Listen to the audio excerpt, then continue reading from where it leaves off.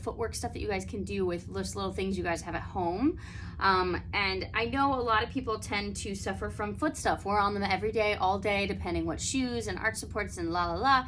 So I'm not a physical therapist or anything, but these are just some stuff that I've learned through dance and Pilates on how to help strengthen and maintain happy, healthy feet, and just give them the strength that they actually need to support us all day. So we started, I think, with just working on lifting our toes and stuff. So ideally our feet and toesies should kind of be more similar to our hands, at least with the range of motion and stuff that they can do.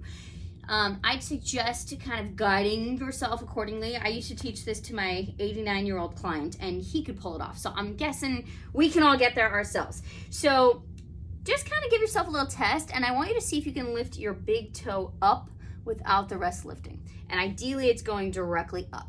So maybe you can even try one foot. If you need to, you can cover your feet with your hands, lift up just one big toe and lower it down. And ideally, you know, eventually it gets to lift up much more on its own, not just barely a hover, that you can kind of strengthen those muscles separately. So I would do about 5 per feet. This video would just be to kind of tell you what to do, then you guys can do it on your own time. Then try and work your way to number 2, and can you lift up that toe without it affecting the others? And then we work it over. Clearly, I need to practice these 2. I'm making myself do my left foot because it's way harder for me. I would do about 5. Build from there, yeah? After about the 3rd one, your brain starts to kind of get the wavelengths to figure it out. Your little ring finger toesy, and just see if it can even hover off at all. And you'll feel your brain really trying. And then maybe try your pinky toe, and can it just even leave the floor, yeah? So you would do that on both feet. And then without your hands, see if you can start from your big toe and work your way out. So can you just lift your big toe and up to our pinky toe? Make sure that gets off the floor. And then from your pinky toe all the way back down. And you lift and lead. Ideally, you want to do one toe at a time, that they don't all go together. There's a few that's hard to make them listen. You can always just do lifting and lowering. If it's too much for your brain, at least work that everybody's lifting. You'll feel all the top parts of those feet and the shins even waking up a little bit. So there's that one. Then once those kind of feel like they're doable, let's just say, you're gonna lift your toes, spread your toes, and then rest them down. Lift, flare your toes out, in and lower. And again, I would do about 5 to 10 of all of these. Would be our goal. And just kind of compare notes, one foot compared to the other. Which one likes this? Which one does not, you know? And then you can even work the not so happy foot, the good foot, and go back and do the not so happy one. And so it can hopefully catch up. So just flaring our toes. Yeah, I'm gonna face this side a little bit. So then once you get that, it's a little easier to do this all in a chair. You guys can do it on the floor too, no biggie. But I want you to find and feel where your foot actually connects to the floor, and see if you can start to lift your toes and your arch. Yeah, so not just my toes, but can my arch get a little suction cup? So you'll kind of see that shadow in my foot lift a little bit more, and that's the spot that you want to work next. Again, about 5 to 10 per foot, just really working on engaging. So if there was a little thumbtack in the middle of my foot, right, if I could drill through it, you're trying to lift your foot off the thumbtack, yeah, not push it down, okay? So once that's happened, and you've kind of worked through that maybe a few days or so, keep your toes on the floor. Then can you actually feel your arches more like a suction cup, like they're lifting off the floor and then release. So some people roll in or out, and make sure you've got that little tripod effect. So your big toe, little toe, and your inside and outside of your heel, that we don't lead one or the other. Notice how much it even just affects my legs sitting, yeah? So can you find where you've got that tripod footprint, our arches are lifting, and then relax it all. So it's good to start this even seated, so that when you're standing and the weight's on your legs, you can really build the strength for that. So this is one I tend to give to my dancers a lot, because a lot of the times they're dancing barefoot now, and they don't have the support of any shoes to remind them how to stand, right? The goal would be that you don't have to wear your tennis shoes that have those big arch supports and everything in it, that your feet can actually support themselves. I know, novel idea, but we did at one point walk around barefoot all the time. So our feet are meant to do this. We just don't make them. So that's kind of the stuff without any contraptions. So another one that you can start to do is working through your feet. So if you could almost scrunch your toes, lift open, and you're working. So you're actually almost like grabbing with your feet, yeah? So if you have a TheraBand or even just a kitchen towel, will be plenty. It's a little hard on my sticky mat here, but I'll go ahead and show you what they look like, and you can do it even on your hardwood floor or the kitchen floor, yeah? So while you're waiting for your dinner to cook, you can work on this. Try and think of lifting your foot, grabbing and pulling towards you. Then you lift and grab and pull. Let go and grab and pull. So you're really trying to work as much articulation through those toes as you can. My point teacher would make me do this for the whole thing coming in, and then you get to send it back out. You lift and push out. You lift and set it out there, yeah? I would scrunch, lift and set it out, yeah?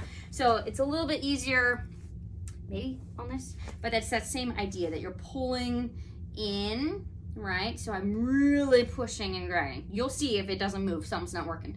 Then you want to push it out, yeah? So it's not very slippery on this mat, but you'd rewind, scrunch in, press out, scrunch in, press out, yeah? So it's a lot of work, even just pulling it in, yeah? Then you can work on sending it back out. Things that you guys have at home, yeah? I'm gonna try to make this video not too long, so we're fast forwarding. But you get to use, if you have a broccoli band, if you guys can see that, even, I think this says asparagus. So, you know, whatever sells the actual real stock, you'll get this. So it's pretty easy if you guys are going to the store still. You should be able to find that. So from here, sneak a little closer. In Pilates, we have a toe corrector. In real life, you don't need to buy one of those. This works just fine for now. Some people use those stress bands that were around for a long time. So if you have any of those in a drawer hiding, go grab those. So for my little feet, they're a little tiny. I would rather go to my both first two toes just so that I can feel some resistance. I'd probably say start there anyway so that it's not all on your big toe. You can always advance from there. So I start with my feet on the floor, and you almost like a little windshield wiper. I want to slide one foot out and one foot in. And you're leading from the whole back of your leg. So it's not my knee going and it's not just my foot going. Can this whole piece, toe, knee, hip, open out and come back in. And open out and come back in. You're trying not to lift in place. Can you slide it out and slide it in? And again, you can do about 5 to 10 of each of these, and you'll start to feel your seat waking up a little bit, yeah? And then from here, you can try to lift your foot up without your toes staying behind. I don't even know if I can do it wrong anymore, but your toes want to stay level with the other toes, yeah? And you lift and stretch and lower. And the foot that's not moving is actually working to push into the mat to keep those feet stabilized, to have some resistance for the other foot. So both feet are technically really working here, yeah? And then you can do both feet at the same time, yeah? So once that happens, you can start to feel, and you're trying to keep all your toesies together. So that we're strengthening that big toe. So a lot of you guys, you might have the bunion thing happening or the other way, depending on how your feet are built, but this is a good way to help strengthen even those little tiny intrinsic muscles in our feet. And then you can do the same thing, maybe a whole foot will lift up and a whole foot, well, of course, using our powerhouse, right? So you have a little feedback and resistance in our toes as you do all of this, okay? You can also do this if you're seated on the floor and you want to have your whole legs rotate out and rotate in. That's plenty. You can really feel that tushy work, all those side kicks, rotators that we did earlier. So you can play with one foot, the other foot, and then both. You can also just try to slide out and come back in. And you'll see your feet want to wobble and wiggle out. Try to keep them right in line, right? That one foot doesn't run away. You can watch them. So that's the one benefit of this, is you can have eyes on what's happening. So if you can sit tall on the floor, I would suggest sneaking these guys back in as well. And you can try one foot pushing away and in, and one foot. And it's all about keeping it, right? Not from getting funky over here. So both feet really work connecting to our tiny little rubber band. So there's finally a job for these guys besides holding things together. I think they even came on newspapers for a while. So go with what you got. Let's see, I'll do one separate video for my little pinky balls because that's kind of a thing. So maybe not on the chair for this one. You can sit, and I want you to work on your feet a little more sequentially so that it's not just one big block happening. So ideally, can you flex your foot towards you? Then can you reach your foot away. Keep your toes flexed, point your toes, then reverse it. Flex just your toes. Reach your foot up and then flex it in. So you want to try to make sure it doesn't veer off to the sides, right? That you can really have the foot, the toes, the foot. Yeah, so you should feel the whole front part. This is all of that landing gear and articulation you need through your feet, not just to be a dancer, but ideally going up and down the stairs. If you have a running gait that's funky, this can really help make sure you have that articulation. So same thing. This one for me, I've had injury in the past and it tends to always want to roll in. So it's work for me to keep it center. So that hip, knee, toe challenge, foot, toes, toes, foot. And wait, if there's one toe that's not having it, wait till it gets there. Foot, get all the toes, all the toes, all the foot. Yeah, so make sure you're trying not to weave in, if you guys can see that you can still see that we align and that you come back in. You can even give yourself a little blockade, right? If it's easier, you can actually feel with your own hands if things are sneaking out on you, yeah?